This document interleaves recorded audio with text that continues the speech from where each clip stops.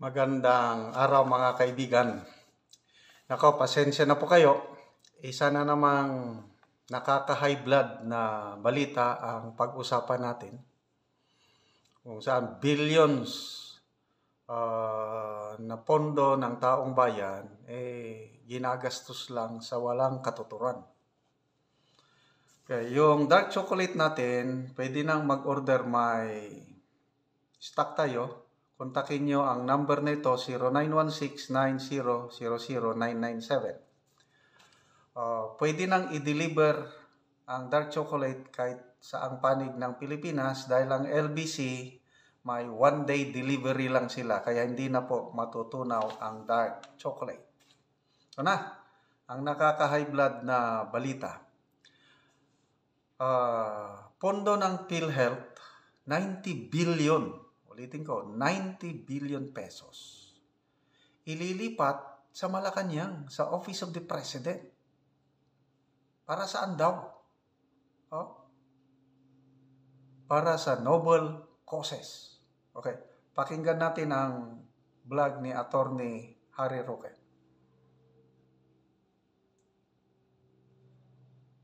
Tayo, inaprubahan po ng board dahil hiningi po ng Malacanang ang napakalaking halagang 90 billion galing po sa pondo ng PhilHealth para po quote-unquote for more noble causes. Wow!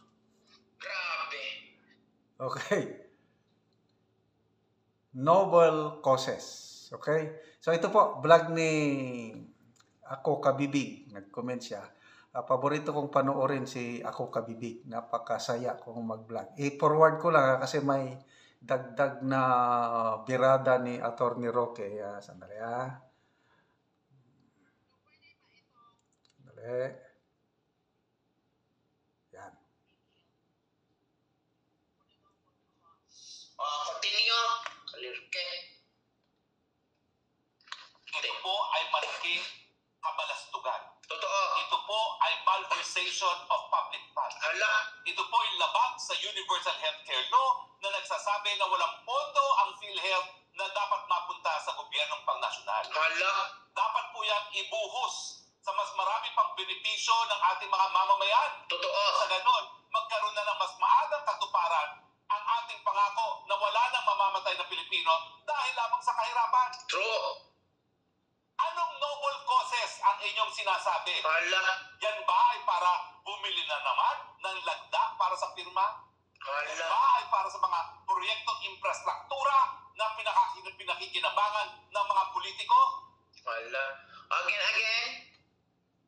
Again, go. Okay. So, grabe, no? Ang laking pundo ka. Kung matatandaanan po ninyo, ako, na-vlog ko ito noon, pag upo ng administrasyong ito, 2022, plano na yan Meron ng balita na yung pondo ng PhilHealth i-transfer sa pamamahala ng Office of the President. So, maraming umalma yan noon. Kaya, hindi nila isinakatuparan kaagad. So, yun. Ngayon lang, aprobado na ng board. I don't know kung anong board yung sinasabi ni Attorney Roque. Matutuloy na yung 90 billion pesos under na ng Office of the President. According to Attorney Roque. And I believe in that. Dati siyang congressman, may binanggit siya na Universal Healthcare Law. Batas na naipasa na nagsasabi ang gobyerno maglikom ng pundo through PhilHealth. Kontribusyon natin yan Halos lahat ng Pilipino member ng PhilHealth. Ako, nag-contribute ako dyan sa PhilHealth ng 34 years. Pera ng taong bayan yan. Ngayon, hindi ko maisip bakit ililipat sa Office of the President. At ang dahilan lang is for more noble causes. So, ang alam ko, ang DOH under niya ang PhilHealth. Ganon ang struktura. Ngayon, ano pang silbi ng DOH kung ang operasyon ng PhilHealth ay magiging under ang Office of the President? Di ba nakakapagtaka? Ano ba ang Office of the President? Cabinet, nung una, Agriculture, Department of Agriculture, pinakialaman. More than 1 year na naging DE Secretary ang Presidente. Anong naging resulta? Palpak. Kasi, sa reklamo ng taong bayan, according sa mga puting ahas ni Marlica, nung bumababa na ang rating ng Pangulo at ang isang nirereklamo yung pagiging DE Secretary niya, kaya napilitan, nag-appoint ng panibagong DE Secretary. So anong naging resulta yung more than 1 year na DE Secretary ang Pangulo? Pinakialaman ng agriculture. Wala, puros palpak. Lalong tumataas ang presyo. Ngayon, nagkakaroon tayo ng food shortage. Kaya, mataas ang inflation because of kulang tayo ng production ng pagkain. Kaya palagi tayo nag-i-import. Lahat po, bigas, mais, karne, gulay, isda, import tayo ng import kasi palpak ang agriculture. O ngayon, napalpak na nga sa agriculture, magiging Health Secretary pa ang Office of the President. Pangangasiwaan ang laki pa naman, 90 billion pesos. Wow! O anong mga noble causes? Tama si Atty. Roque, para magpapirma na naman. Nako, kung yung utang natin ngayon, mga kaibigan, lumobo na. 15.02 trillion pesos. Nung umupo, ang administrasyong ito is only 12 trillion. Wala pang 2 taon, nadagdagan ng 3 trillion. So, ibig sabihin, in 1 year, 1.5 trillion pesos. Utang ng utang. Saan napupunta yung utang na yan? Makasigurado pa tayo na napupunta benepisyo sa taong bayan? O yan, pinamimigay sa ayuda?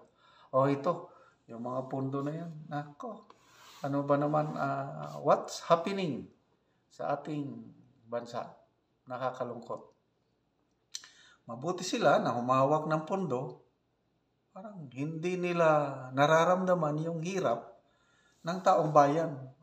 Example, yung Presidential Advisor on Poverty Alleviation, Mr. Larry Gadon. Ano sabi niya? Haka-haka lang daw ang kahirapan. That's an insult sa mga millions of Filipinos na naghihirap. Dami daw kumakain sa Jollibee. Yes. Puno nga ang Jollibee. Kaya lang, mas marami ang hindi makakayang kumain sa Jollibee.